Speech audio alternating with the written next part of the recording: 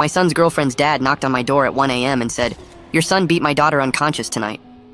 I stared behind him to see her sitting in the passenger seat of their car. Split lip, bloody nose, badly bruised cheek, holding an ice pack over one eye. I looked back at her dad, who looked ready to kill. "That's not possible," I stammered out. "He loves..." "She told me everything," he cut me off. "Police are coming in the morning." He slammed the door and walked away. I immediately ran upstairs to check on Ryder. He was asleep, but I turned on the light anyway. He woke up confused. That's when I saw the fresh scratches on his neck and forearm. "What happened with Sienna tonight?" I asked. He shot up instantly, rubbing his eyes.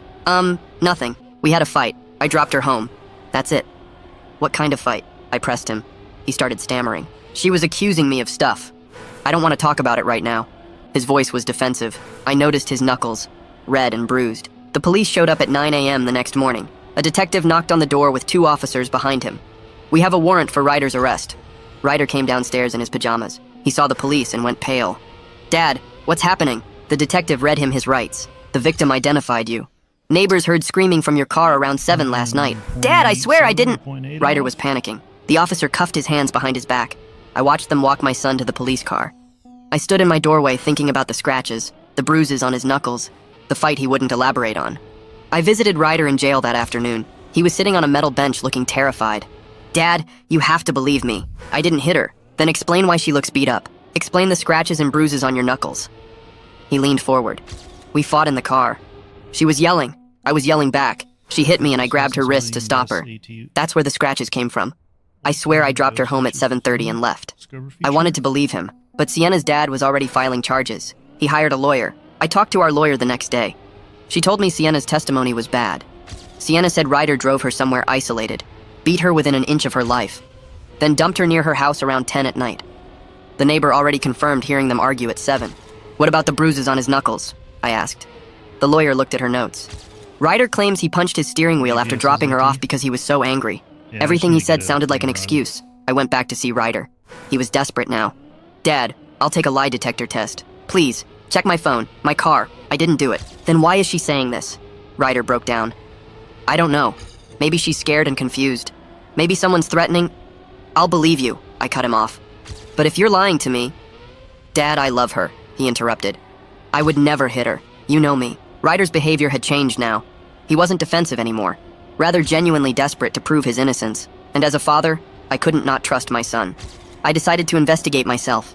I drove to Sienna's neighborhood and knocked on doors. The neighbor 2 doors down, a sweet lady in her 80s, had a Ring camera. I asked her for the footage and she happily obliged.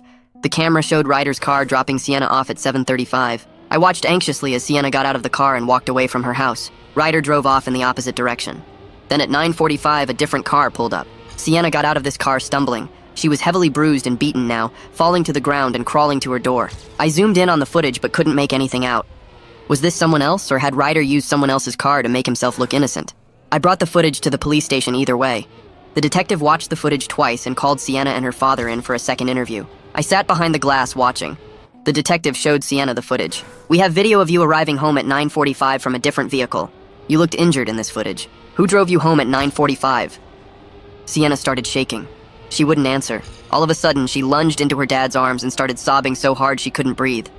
Her dad put his arm around her. "Sienna, it's okay, baby. Daddy's got you." He embraced her for a minute and everyone stopped asking questions, giving her the minute she very clearly needed. Finally, she pulled away and her dad wiped her tears with a tissue. "Sienna, who did this to you? Who did it, baby?" She looked around and finally she said it. "Someone named Dante." My stomach dropped. Dante was my other son. He was 22.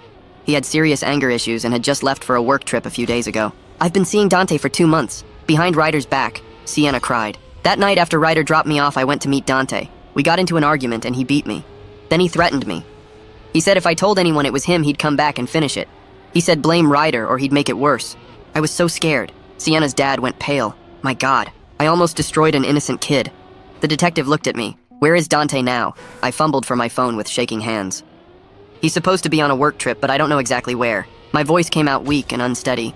The detective reached across the table and put his hand over my phone. "Don't call him yet. We need to coordinate this carefully or he might run." I pulled my hand back and stared at him. My brain was trying to catch up with what was happening. My son Dante beat Sienna. My son Dante threatened her. My son Dante let his brother go to jail for something he did. The detective pulled out a notepad and clicked his pen. I need Dante's phone number, his employer information, and details about his vehicle. Another officer walked into the room and stood by the door with his radio. I scrolled through my contacts and read off Dante's number. The officer by the door immediately started making calls into his radio. He works for Westbrook Construction, I think.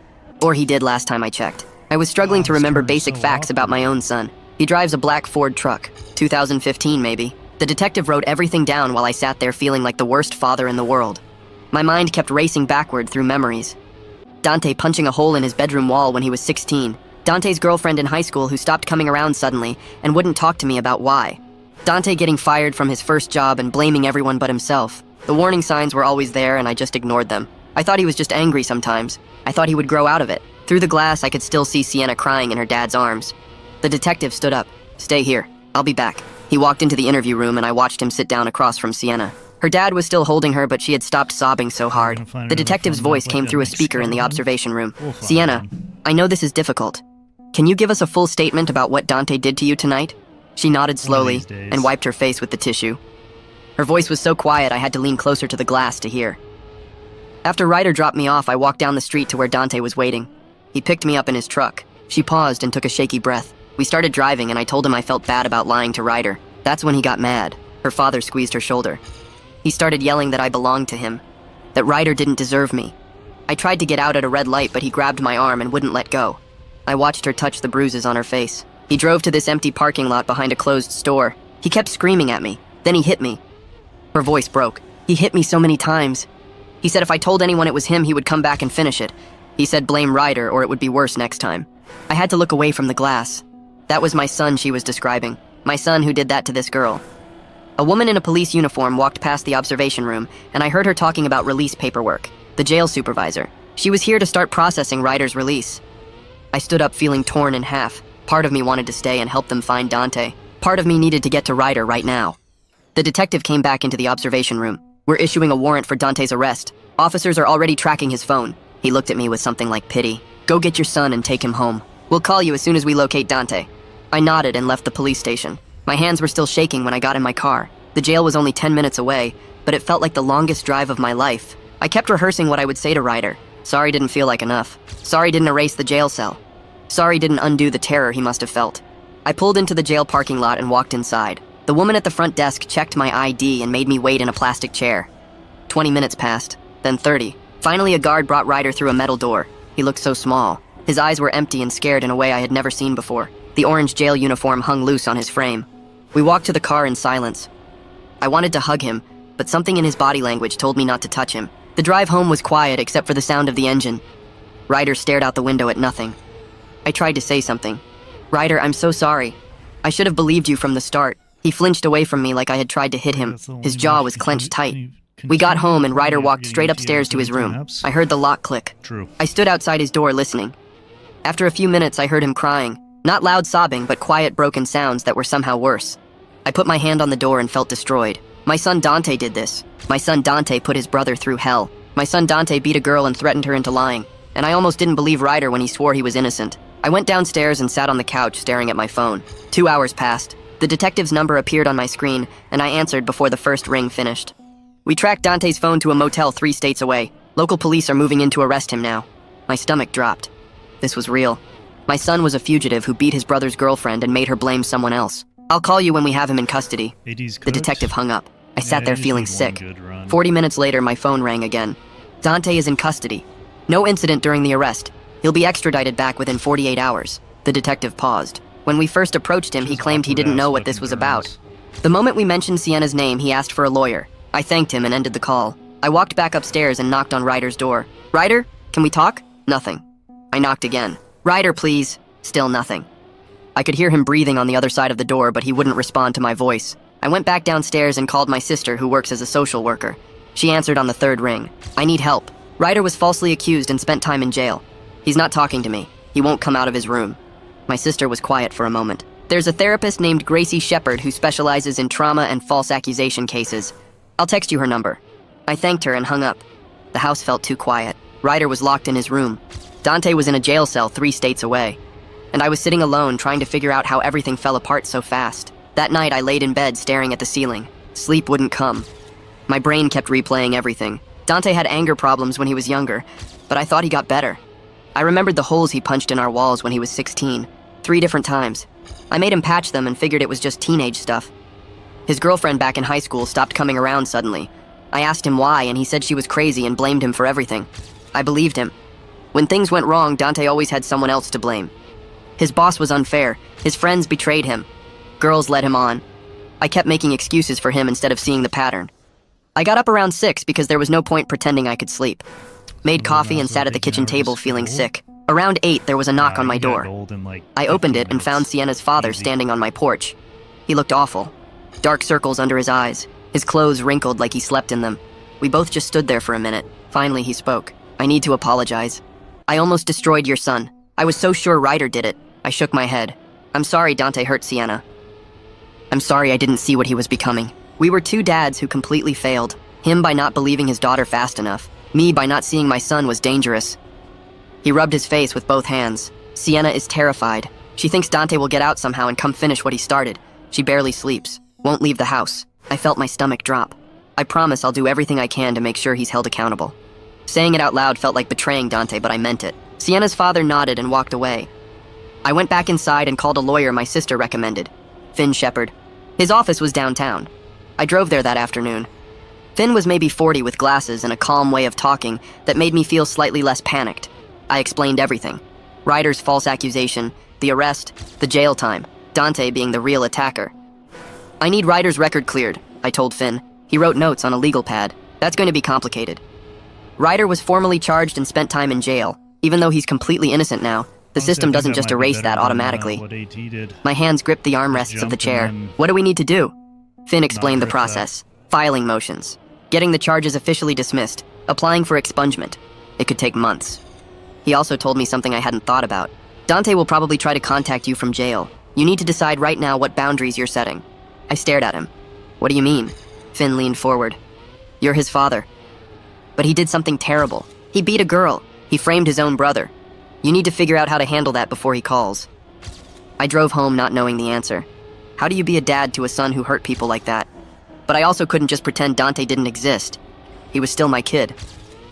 The next day, Ryder finally came out of his room. It was afternoon. He looked exhausted. His hair was messy, and he had dark circles that matched his girlfriend's dad. He wouldn't look at me. Just shuffled toward the kitchen. Has Dante been arrested yet? His voice was flat, empty. Yeah, 2 days ago. Ryder nodded once and got a glass of water from the sink. He drank it standing there with his back to me. I tried to start a conversation. I found a therapist. Her name is Gracie Shepard. She works with people who went through what you did. Ryder turned around fast. I don't want to talk about my feelings with some stranger. It was the first real emotion I'd seen from him since he got out. Anger. His face was red and his jaw was tight. Part of me was almost relieved. At least anger was something. Better than the empty nothing he'd been showing. Okay, we don't have to do that yet. He went back to his room and locked the door again. That evening, my phone rang. Unknown number. I answered it and heard an automated voice saying this was a call from the county jail. Then Dante's voice came on. He was crying. Dad? Dad, please, I need to talk to you. My chest got tight. I'm here. Dante sobbed into the phone. It was an accident. I swear, Sienna just made me so angry and I lost control for a minute. I didn't mean to hurt her that bad. I closed my eyes. Dante, did you beat Sienna and threaten her? Long silence. I could hear him breathing. Finally, he said yes, but his voice changed. Got defensive. You don't understand the whole story, though. Sienna was cheating on me with other guys. She was playing me. I was just trying to teach her a lesson about respect. My whole body went cold. Not my blood. My whole body. He was justifying it, making excuses, blaming her. A lesson? Dante, you put her in the hospital. He kept talking. She needed to learn. Girls think they can do whatever they want and guys will just take it. I was showing her actions have consequences. I felt sick. This was my son talking. Dante, stop. But he didn't stop. Are you going to help me get a lawyer? I need a good one. The public defender they gave me sucks. Dad, you have to help me. I took a breath. I'll make sure you have legal representation, but I can't help you avoid consequences for what you did. Dante's voice changed again. Got angry. So you're choosing Ryder over me? Your golden boy who never does anything wrong? I'm your son too. My hands started shaking. This isn't about choosing. You beat someone. You threatened her. You let your brother go to jail for it. Dante yelled into the phone. Ryder's fine. He was only in there a few days. Sienna is fine too. Everyone is being so dramatic about this. I couldn't listen anymore. I hung up.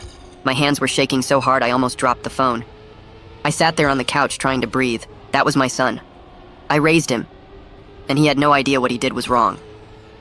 The next morning, the prosecutor called while I was making coffee. She introduced herself and said they were charging Dante with assault and battery, witness intimidation, and making terroristic threats.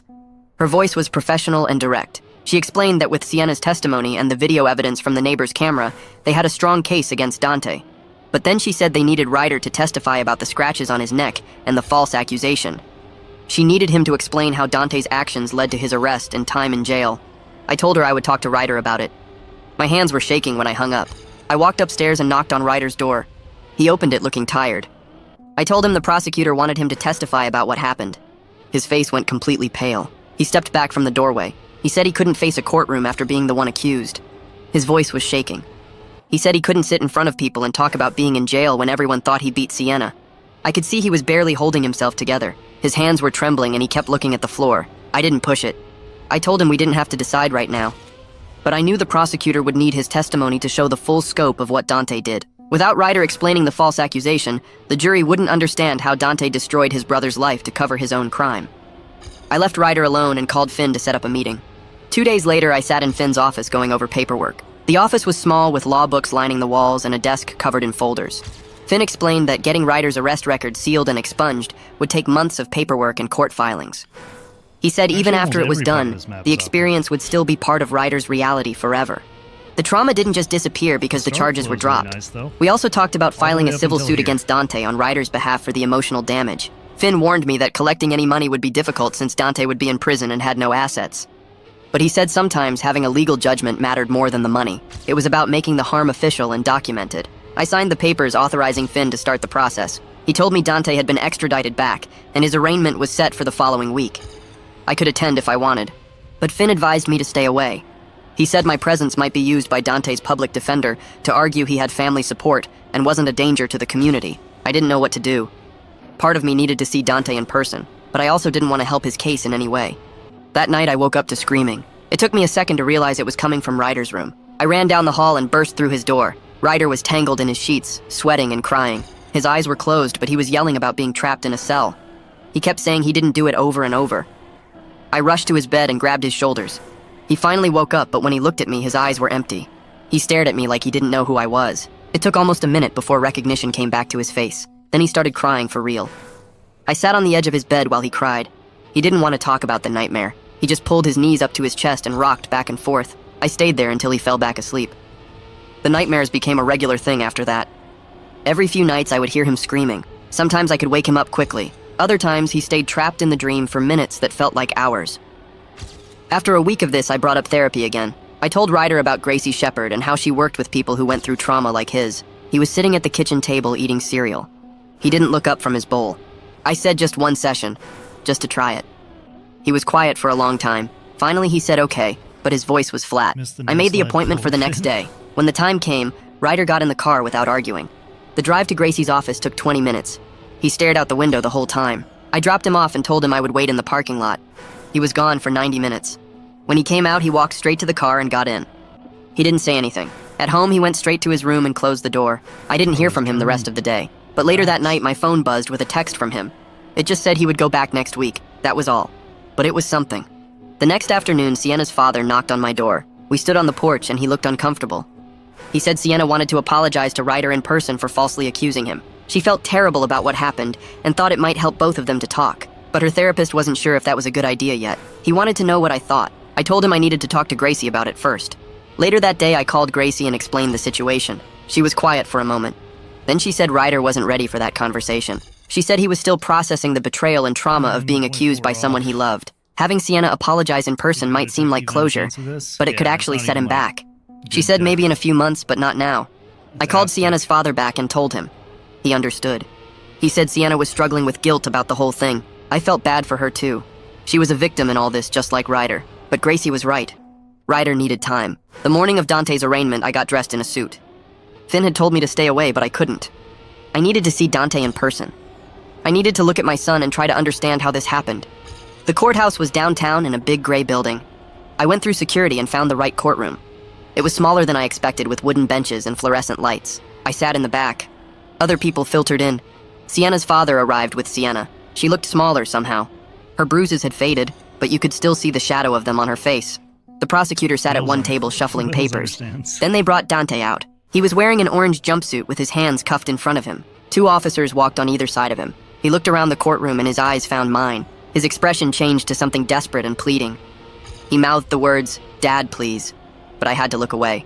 I couldn't handle the guilt of seeing him like that. The judge came in and everyone stood. The arraignment started. Dante's public defender was a young woman with dark hair pulled back. She stood and entered a plea of not guilty on Dante's behalf. Then she argued for bail. She said Dante wasn't a flight risk despite leaving the state. She claimed he left for work reasons before he knew he was wanted. The prosecutor stood up and presented evidence that Dante fled immediately after the assault. She showed the timeline of the beating, the threat to Sienna, and his departure the next day. She also presented Sienna's testimony about the threat. She said Dante told Sienna he would come back and finish it if she told anyone. The judge listened to both sides. Then she denied bail. She said the evidence of witness intimidation and flight made Dante a danger to the community and a flight risk. After the arraignment ended, I stood to leave. Dante's public defender approached me in the hallway outside the courtroom. She introduced herself and asked if I was Dante's father. I said yes. She asked if I would be willing to testify as a character witness for Dante at trial. She said it would help the jury see him as a person with family support and not just a criminal. I looked at her for a long moment. Then I told her I couldn't do that. I said I loved my son, but I couldn't stand up in court and pretend what he did was out of character, because the truth was I was realizing it wasn't out of character at all. I was realizing I had missed signs for years. She looked disappointed but nodded. She said she understood. I walked out of the courthouse into the cold afternoon air. My chest felt tight. I had just refused to help my own son, but I also knew I had made the right choice. Dante needed to face real consequences for what he did, and I couldn't stand in the way of that just because he was my blood. Back at home that evening, I couldn't stop thinking about all the signs I'd missed with Dante over the years. I walked upstairs to his room and opened the door. The space felt different now, like I was seeing it for the first time. I started going through his desk drawers, his closet, under his bed. I wasn't sure what I was looking for exactly, but I needed to understand how I'd been so blind. In the bottom drawer of his nightstand, I found a leather journal. The cover was worn and the pages were filled with his handwriting. I sat on his bed and opened it. The first entry was dated 2 years ago. My hand started shaking as I read. Page after page of angry rants about women who rejected him. Girls from college who turned him down for dates. A coworker who wasn't interested. His ex-girlfriend Sarah who broke up with him. The entries about Sarah made my skin crawl. He wrote about teaching her respect. About making her understand she belonged to him. About how women needed to learn their place. There were detailed descriptions of arguments they'd had where he grabbed her arms hard enough to bruise. He wrote about following her after they broke up to see who she was dating. The last entry about Sarah said he'd shown up at her apartment at midnight and pounded on the door until her new boyfriend threatened to call the police. I felt sick reading it. This wasn't just anger issues. This was a pattern of control and violence going back years. I closed the journal and sat there for a long time. Then I called Finn and asked if I could bring something to his office in the morning. The next day, I drove to Finn's office with the journal in a folder on my passenger seat. His secretary let me in, and I sat across from his desk. I slid the journal across to him without saying anything. He opened it and started reading. His expression got more serious with each page. After about 10 minutes, he looked up at me. He said this could be relevant evidence showing a pattern of behavior. But he also said using it meant betraying Dante's privacy. It could make his case significantly worse. He asked if I understood what turning this over to the prosecutor would mean. I told him I understood. But then I took the journal back home with me because I couldn't make the decision right away. For 3 days, I kept the journal in my car. I'd drive to the prosecutor's office and sit in the parking lot. Then I'd drive home without going in. I kept thinking about Dante as a little kid. The son who used to help me fix the car on weekends. The teenager who made me laugh with his terrible jokes. But I also kept thinking about Ryder sitting in that jail cell for something he didn't do. About Sienna's bruised face. About Sarah and all the other women Dante had hurt. On the 4th day, I walked into the prosecutor's office and handed over the journal. The prosecutor was a woman in her 40s named Jennifer. She took the journal and started reading it right there while I sat in her office. Her face got harder as she read. After 20 minutes, she closed it and looked at me. She said this was damning evidence of premeditation and escalating violence. She said they were adding stalking charges based on the entries about following Sarah. She started making notes about subpoenaing Sarah as a witness. I felt sick knowing I'd just provided evidence that would put my son away for even longer. But I also knew it was the right thing to do. Jennifer thanked me for coming forward. She said many parents wouldn't have done what I just did. When I got home that afternoon, Ryder was sitting on the couch. He looked up when I walked in. He said Finn had called him and told him about the journal, about me turning it over to the prosecutor. I started to explain, but Ryder stood up and walked over to me. For the first time since coming home from jail, he hugged me. He wrapped his arms around me tight and held on. He said thank you. Thank you for believing him. Thank you for choosing what was right over protecting Dante. I broke down crying right there in our living room. I told him I was sorry. Sorry I didn't believe him immediately when he said he was innocent. Sorry it took video evidence to convince me. Sorry he had to spend even one night in that jail. Ryder pulled back and looked at me. He said he understood why I doubted him at first. He said the evidence looked bad and he didn't blame me. But this, turning over the journal, this proved I was on his side now. We stood there for a while just holding each other. It was the first time in weeks that the house felt like it might be okay someday. 2 days later, the jail called. Dante wanted to talk to me. I accepted the call even though part of me didn't want to hear his voice. The moment the line connected, he started screaming. He called me a traitor. He said I destroyed his life by giving the prosecutor his private journal. He said I had no right to go through his personal things. I let him yell for about a minute. Then I cut him off. I told him he destroyed his own life when he beat Sienna, when he threatened her into blaming Ryder, when he let his innocent brother sit in jail for something he did. I said the journal just showed everyone who he really was. Dante went quiet for a second. Then he said, I never understood him. That I always took everyone else's side. That I was a terrible father. I told him I loved him, but I couldn't support him avoiding consequences for what he'd done. He hung up on me. I sat there holding the dead phone feeling like I'd lost a son, even though I knew he'd lost himself long before I found that journal. A week later, I got a phone call from someone named Seth Carson. He said he used to work with Dante at Westbrook Construction. He'd seen news coverage of the arrest and wanted to talk to me. We met at a coffee shop near my house. Seth was in his 30s with a nervous energy about him. He said Dante was fired from Westbrook Construction 6 months ago. I asked why. Seth looked uncomfortable. He said Dante had threatened a female coworker who rejected his advances. Her name was Amanda. Dante had asked her out multiple times and she kept saying no. One day he cornered her in the parking lot after work and told her she was making a mistake, told her she'd regret turning him down. Amanda reported it to HR and they fired him the next day. Seth said he was willing to testify about what happened, about Dante's history of aggression toward women at work. I thanked him and gave his contact information to Jennifer at the prosecutor's office. The next day, Seth called me again. He said his wife Mara wanted to talk to me too. She'd witnessed something involving Dante. I met them both at the same coffee shop. Mara was a small woman with dark hair. She worked at Westbrook Construction in accounting. She said she'd seen Dante grab Amanda's arm during an argument in the break room. She said he grabbed hard enough that Amanda had visible bruises the next day. Mara had wanted to report it, but Amanda begged her not to because she was afraid of making things worse. But now with Dante arrested for assault, Mara wanted to come forward. She said she'd testify about what she saw. I sat there listening to these two strangers tell me about my son's violence, about a whole pattern I knew nothing about. I felt devastated that I'd been so blind to who he really was. I called Jennifer and gave her Mara's information too. A few days later, Jennifer called me. She said with the journal and the coworker testimony, they had an extremely strong case. She said Dante's public defender had reached out about a plea deal. The offer was plead guilty to reduce charges and get 8 years instead of risking 15 at trial. She said the public defender wanted me to encourage Dante to take it. I told her I'd think about it. That night, Dante's public defender called me directly. She said Dante was being stubborn about the plea. He didn't want to admit guilt. She thought hearing from me might change his mind. She said 8 years was a good deal considering the evidence against him. I agreed to visit him. The next morning, I drove to the jail. They brought Dante out to the visiting area, and he sat down across from me. He looked different. Not crying like the last time. Not angry either, just cold and detached. I told him about the plea deal. 8 years if he pleaded guilty. He stared at me without any expression. Then he said he wouldn't plead guilty. I asked why not.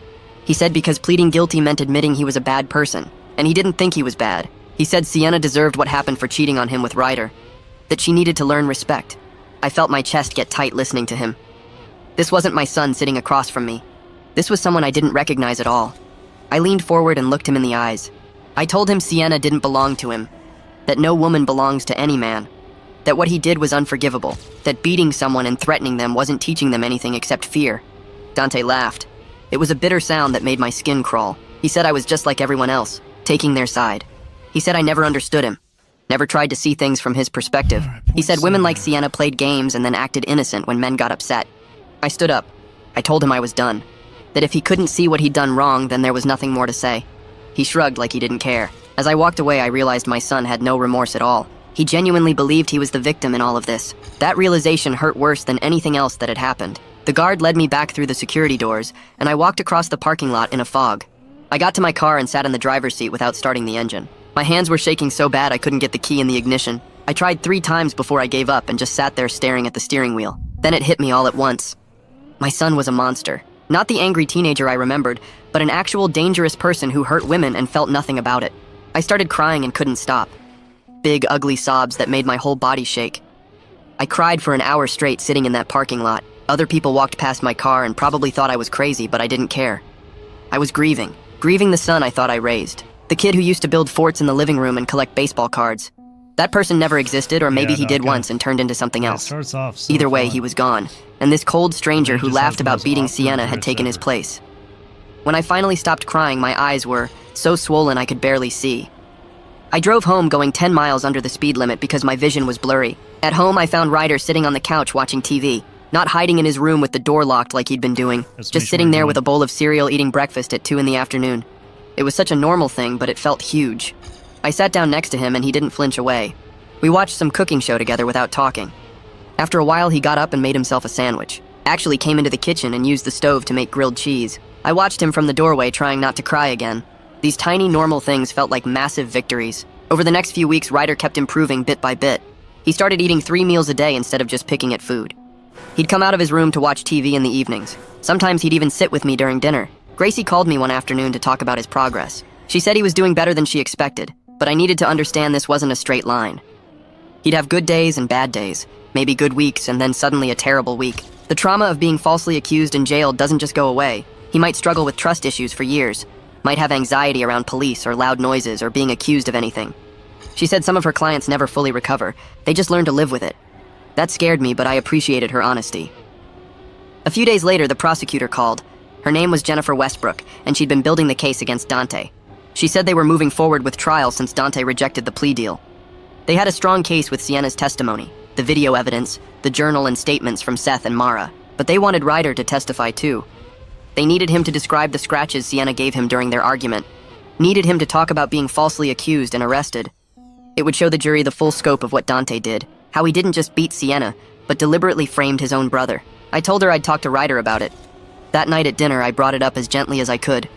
Ryder's fork stopped halfway to his mouth. His face went pale and his breathing got fast and shallow. He put the fork down and gripped the edge of the table. I recognized a panic attack starting. I moved closer and told him to breathe slowly. In through the nose, out through the mouth. He did it for a few minutes until his breathing evened out. Then he asked in this small voice if he had to testify. I said no. Nobody could force him, but it would help make sure Dante got convicted. He stared at his plate for a long time. Finally, he said he'd do it. He said if he could survive 3 days in jail for something he didn't do, he could survive telling the truth in court. He wanted Dante held accountable. He wanted everyone to know what really happened. Over the following week, Finn worked with Gracie to prepare Ryder for testimony. They did practice sessions at Finn's office where Finn would ask him questions like a lawyer would in court. Ryder struggled hard with it. He'd start answering and then freeze up. Or he'd get through a few questions and then have to take a break. Gracie sat with him during the sessions and helped him use breathing techniques when he got overwhelmed. Finn was patient and kept telling him he was doing great. They practiced describing the argument with Sienna, the scratches she gave him, finding out he was accused, the arrest, the jail cell. Every time Ryder had to say it out loud, he looked like he was reliving it. His hands would shake and his voice would crack, but he kept pushing through. He told Finn that testifying felt like taking back some control. Dante had taken everything from him for 3 days, made him feel helpless and scared. Getting on that stand and telling the truth felt like fighting back. 2 weeks before the trial date, Dante's public defender called me. She said Dante wanted to change his plea. He was willing to plead guilty in exchange for 10 years instead of risking 15 at trial. She explained that seeing the full witness list and all the evidence made him realize he'd lose. The journal alone was damning. Add in Sienna's testimony, the video, Seth and Mara and Ryder, and there was no way a jury would find him not guilty. 10 years was better than 15. She said the prosecutor was considering it. They'd have to run it by Sienna and her father first. But if everyone agreed, there wouldn't be a trial. She asked if I'd support the plea deal. I said I'd think about it and hung up. Then I just sat there feeling torn in half. Part of me was relieved. No trial meant Ryder wouldn't have to testify, wouldn't have to sit in a courtroom and relive his worst nightmare in front of strangers. But another part of me was devastated. My son was going to prison for a decade. He'd be 32 when he got out. I'd missed 10 years of his life. He'd missed 10 years of everything. I called Finn and told him about the plea offer. Finn said it was probably the right move. Trials are unpredictable, and this way there's certainty. Dante would definitely go to prison and Ryder wouldn't have to testify. He reminded me that Dante made his own choices. He chose to beat Sienna, chose to threaten her, chose to frame Ryder. Now he was facing the consequences he earned. Those were hard words to hear, but they were true. 3 days later, we all gathered at the courthouse for the plea hearing. Me, Finn, Sienna and her father, the prosecutor, and Dante with his public defender. Ryder stayed home because Gracie said he wasn't ready to see Dante in person. The judge called the case and asked Dante how he pleaded. Dante stood up in his orange jumpsuit and said guilty. The judge asked if anyone forced him to plead guilty, and he said no. Then came the allocution. That's where the defendant has to describe their crimes out loud in court. The judge asked Dante to explain what he did. Dante looked down at the table and started talking in this flat voice. He said on the night in question he picked up Sienna after his brother dropped her off. They got in an argument in his car about her seeing other guys. He lost his temper and hit her multiple times in the face, punched her in the eye and split her lip. When she tried to get out of the car, he grabbed her and hit her again. Then he threatened her. Told her if she said anything, he'd come back and hurt her worse. Told her to blame his brother Ryder instead. He said he knew his brother had argued with Sienna earlier that night and had scratches from when she hit him. So he told Sienna to say Ryder beat her. After that, he drove her near her house and dropped her off. Then he left town the next day because he knew the police would come looking. Hearing it in his own voice made it undeniably real. This wasn't speculation or testimony from other people. This was Dante admitting what he did. Admitting he beat a girl he claimed to care about. Admitting he framed his own brother for it. I watched him say all of it without showing any emotion. The judge accepted the plea and scheduled sentencing for 3 weeks later. She said she'd hear victim impact statements at that time. Then she remanded Dante back to jail until sentencing. The bailiff led him away and he didn't look at me once. After it was over, I walked out into the hallway. Sienna's father was standing by the windows looking exhausted. We made eye contact across the hallway. Both of us looked completely drained. Our families had been destroyed by Dante's violence. His daughter was traumatized. My innocent son was traumatized. And my other son was going to prison for 10 years. We didn't say anything, just nodded at each other with this sad understanding, and then walked away in opposite directions. A week after the plea hearing, Sienna's therapist gave her permission to write Ryder a letter. Sienna's father called to ask if that was okay, and I said I'd talk to Ryder about it. Ryder said he was willing to read it. The letter came 2 days later. Ryder took it to his room and closed the door. I didn't see him for 3 hours. When he finally came out, his eyes were red, but he looked calmer somehow. He said the letter helped a little. Knowing Sienna was forced and scared, knowing she didn't want to accuse him, but was too frightened of Dante to tell the truth. It didn't erase what he went through, didn't undo the terror of being arrested or the trauma of jail, but it helped him understand she was a victim too. That she wasn't trying to hurt him, she was just trying to survive. That same evening, I asked Ryder if he wanted to write a victim impact statement for Dante's sentencing. He could tell the judge how the false accusation affected him. I said he didn't have to decide right away. He spent the next 4 days thinking about it. I'd see him sitting on the couch, staring into space, clearly wrestling with the decision. Finally, on the 5th day, he told me yes, he wanted to write one. He sat at the kitchen table with a notebook and started writing. It took him 3 hours. When he was done, he had 4 pages. He wrote about the terror of being arrested for something he didn't do. About the police putting handcuffs on him while his dad watched. About sitting in that jail cell for 3 days not knowing if anyone would believe him. About the nightmares he still had where he was trapped behind bars. About the panic attacks when he heard sirens. About not being able to trust people anymore because his own brother had betrayed him in the worst possible way. He wrote about how Dante didn't just hurt Sienna. He tried to destroy Ryder's entire life to cover up what he did. He wrote that he'd never forgive Dante for that. Never. Sienna's father called me 2 days later to say Sienna had also written a victim impact statement. His voice sounded tired on the phone. He told me she was in intensive therapy 3 times a week and still having nightmares every night.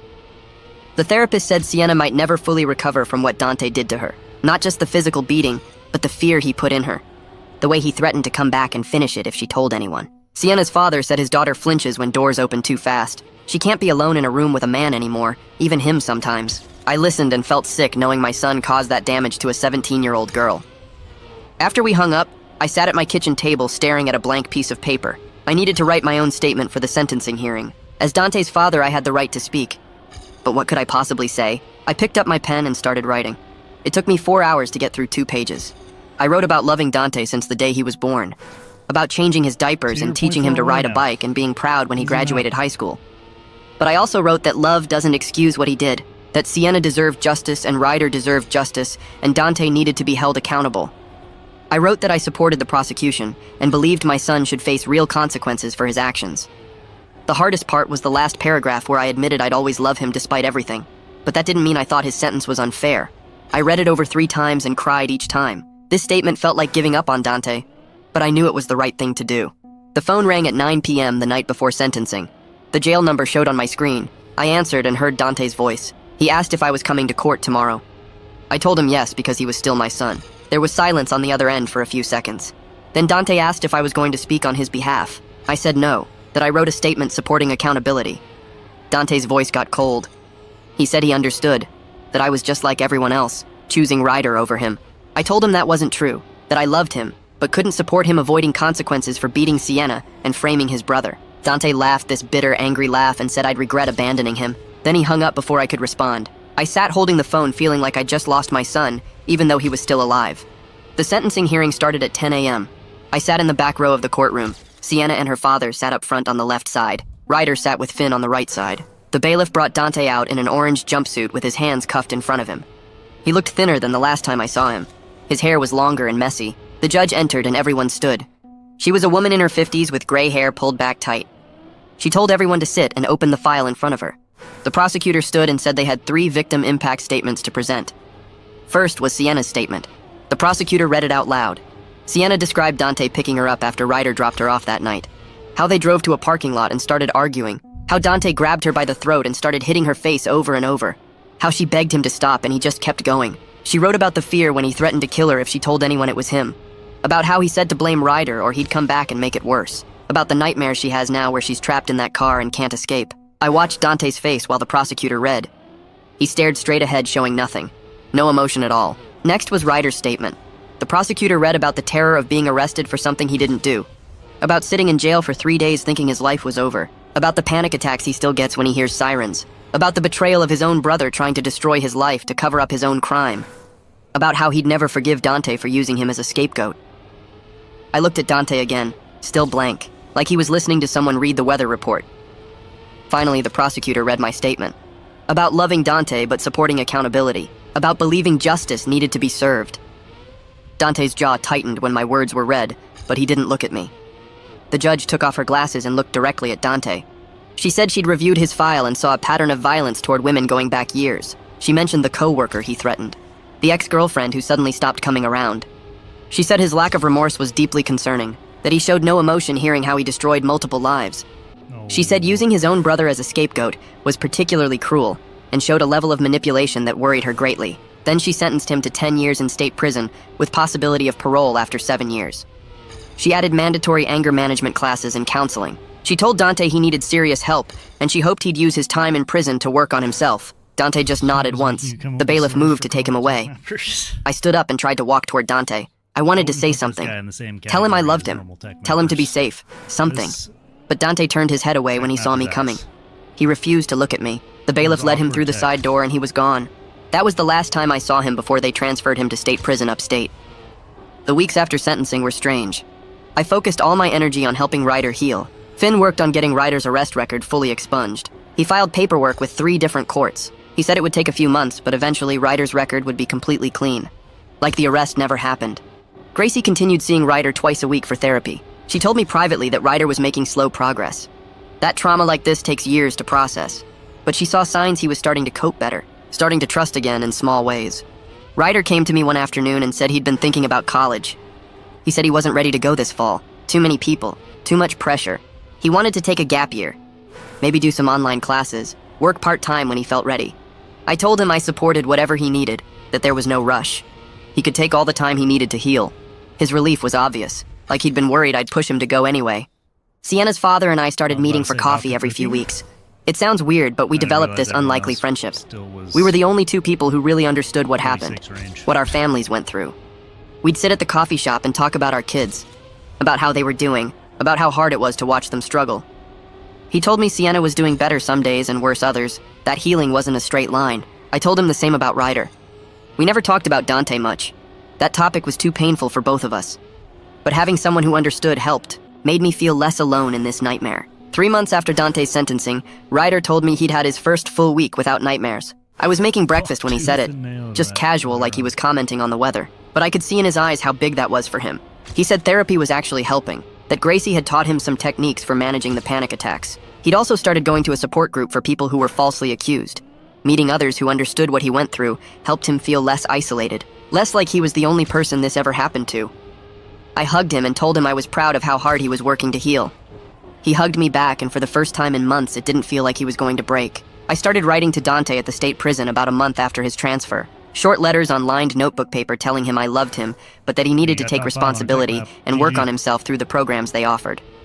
I mailed 1 letter every month like clockwork. He didn't write back for 4 months, and I kept sending them anyway because he was still my son. When his first letter finally arrived, I opened it at the kitchen table with shaking hands. The handwriting was messy and angry. He wrote 3 pages blaming everyone but himself. Sienna for cheating, Ryder for being the favorite, me for not understanding him. The words were defensive and bitter, and I folded the letter back up feeling sick. Meanwhile, Finn was making progress on getting Ryder's arrest record dealt with. He filed motions in 3 different courts and paid fees and submitted paperwork for weeks. 2 months after Dante's sentencing, Finn called with good news. The record was officially sealed and expunged. Background checks wouldn't show the arrest. Legally, Ryder could say he'd never been arrested. Finn said it was a small victory, but an important one for Ryder's future job prospects and college applications. I told Ryder that afternoon and watched relief wash over his face. He said it felt like one piece of the nightmare was finally erased, even though he knew he'd always remember it. Around the same time, Ryder started taking online classes through the community college. Just 2 classes to start. Introduction to Psychology and American Government. He'd sit at the kitchen table with his laptop doing assignments and reading textbooks. One day he told me he'd been looking into criminal justice reform programs. Stuff about false accusations and wrongful imprisonment. He said reading about other people's experiences helped him feel less alone. I mentioned it to Gracie during one of our check-ins, and she said it was actually really healthy. She said Ryder was channeling his trauma into something meaningful, instead of letting it destroy him. 6 months after everything happened, Gracie brought up the idea of Ryder meeting with Sienna in person. Both their therapists would be present. Ryder was hesitant at first, but eventually agreed. The meeting happened at Gracie's office on a Tuesday afternoon. I drove Ryder there and waited in my car in the parking lot. He was inside for over an hour. When he came out, his eyes were red from crying, but he looked lighter somehow. He got in the car and told me it gave him closure, hearing Sienna's full story directly from her. Seeing that she was working hard to heal too, understanding that they were both victims of Dante in different ways. He said they talked about the night everything happened, and about the 2 months she'd been secretly seeing Dante. She told him about the threats Dante made, how scared she was, how sorry she was for what Ryder went through because of her fear. Ryder said he told her he understood why she did what she did, and that he forgave her. They both cried a lot, according to him. Gracie told me later that it went as well as could be expected, that Ryder and Sienna wouldn't ever be friends again, but they'd reached a place of mutual understanding and forgiveness. They both acknowledged they were victims of Dante's violence and manipulation in different ways. That recognition seemed to matter to both of them. 8 months after Dante's sentencing, I finally worked up the courage to visit him in prison. The drive upstate took 3 hours. I had to go through security and get searched and leave my phone in a locker. They led me to a visiting room with plastic tables and chairs bolted to the floor. Dante came out in prison blues looking different, harder somehow. His face was thinner and his eyes were cold. We sat across from each other and the conversation felt stilted and uncomfortable. I asked how he was doing and he shrugged. Said prison was what you'd expect. I asked about the anger management classes the judge ordered, and he said yeah, he'd been going. He admitted he had a lot of work to do.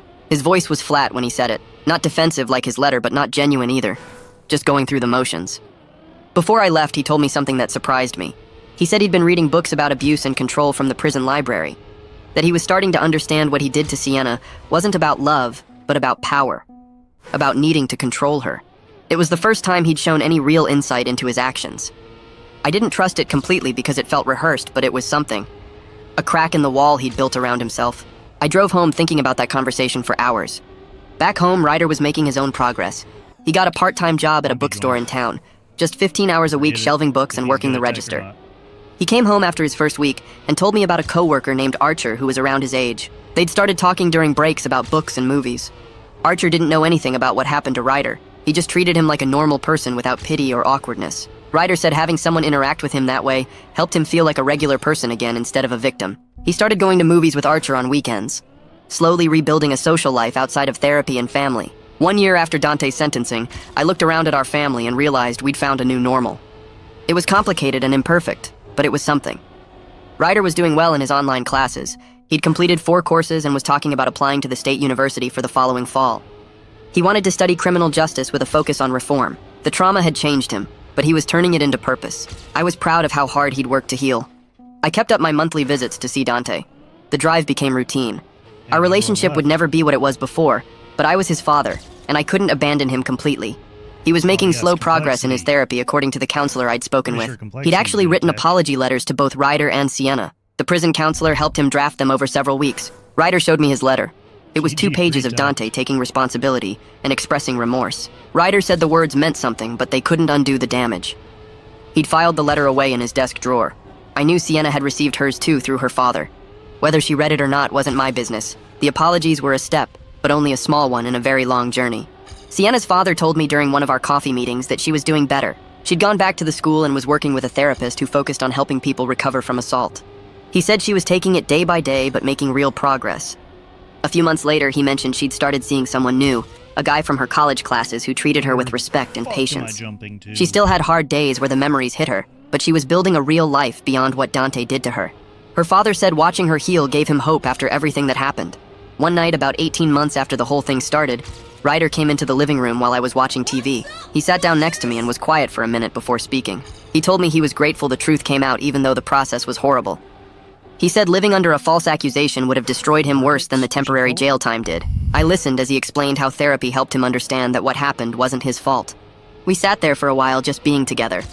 I realized we were all moving forward in our own ways. We carried scars, but we weren't letting them define us completely. Ryder was building toward college and a future in criminal justice. Sienna was healing and finding happiness again with someone who treated her right. Dante was serving his time, and maybe starting to understand what he did. I was learning that being a father sometimes means accepting painful truths about your children while still loving them through the consequences of their choices.